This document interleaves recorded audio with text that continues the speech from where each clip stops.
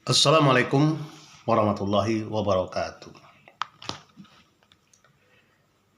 Ada 3 pepatah Minang. Yang pertama, satali pambali kumayan, sakupang pambali katayo. Sekali lancuang kaujian, selama idui kurang dak percaya. Yang kedua, siang menjadi tungke, malam menjadi kalam. Dan yang ketiga, sabanta sakalang hulu, salapia sakatiduran. Nah, apa yang dimaksud dengan pepatah Minang ini? Jadi ada 3 macam. Yang pertama sekali tadi yaitu satali pambali kumayan, sakupang pambali katayo, sekali lancuang kaujian selama hidup kurang dak percaya. Itu artinya suatu sifat yang tidak baik, sifat yang suka berbohong.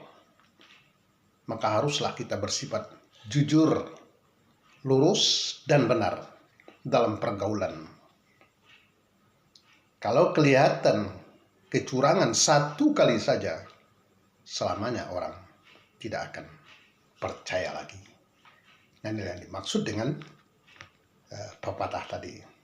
Sekali saja kita berbuat bohong, membohongin kawan kita, maka dia tidak akan percaya lagi. Kemudian yang kedua, siang menjadi tungke, malam jadi kalam. Artinya, hendaklah dipegang teguh dan diamalkan setiap pelajaran yang baik yang kita dapati nasihat dari siapapun.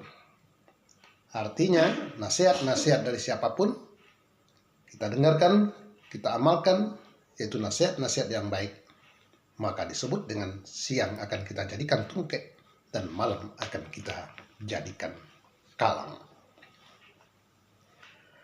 Kemudian yang ketiga, sabanta sakalang hulu, salapia sakatiduran. Ini artinya 2 orang yang berteman secara akrab yang sulit untuk dipisahkan. Artinya keakraban yang begitu kental, sulit untuk dipisahkan.